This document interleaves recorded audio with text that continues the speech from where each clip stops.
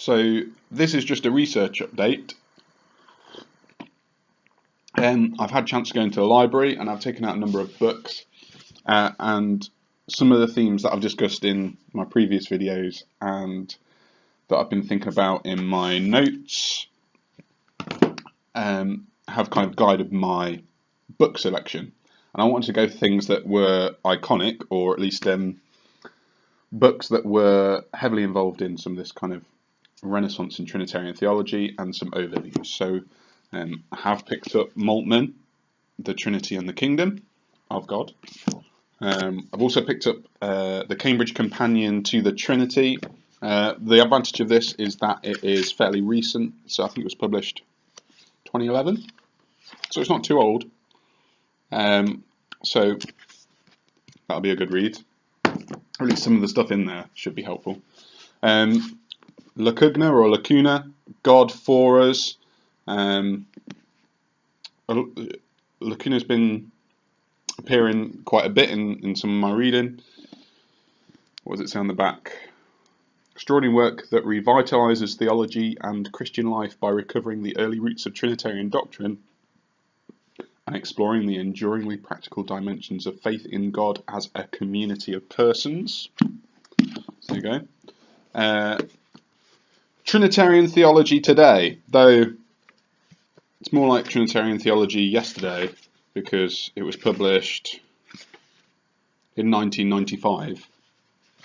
But there's some really interesting articles in this one, chapters from a bunch of people who are involved in that kind of renaissance of Trinitarian theology. So John Zazoulas, Jensen, and Colin Gunton and Schwobel. So I'll be interested to see what kind of stuff it says in here, because presumably I'll get a little overview of each of their points of view. What's this one? Ayres, Nicaea and its legacy. So Louis Ayres has written a lot on this kind of misinterpretation of Augustine, and there isn't this clear-cut divide between East and Western Trinitarian theology. Trinity, Incarnation and Atonement is the next one. No exciting cover, that's a bit of a shame, but there you go. This is fairly old, but it's an introduction to some of the stuff that was cutting edge, say 10 or so years ago, on the philosophy behind the Trinity and the Incarnation and Atonement, which is kind of the edge I want to, or the side of this last 30 years that I want to focus on. I spoke last time about Rana's rule, so I picked up Rana's book on the Trinity just to see what that might involve. And then finally David Brown, The Divine Trinity. It's quite old, so 30 years ago.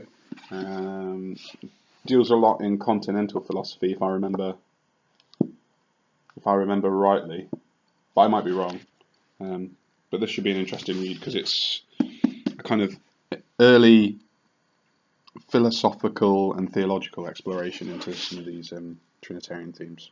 So, looking forward to reading all that.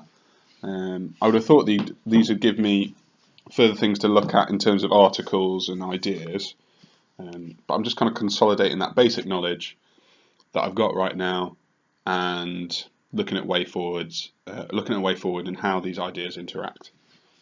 So that's the plan next, to read some of these books.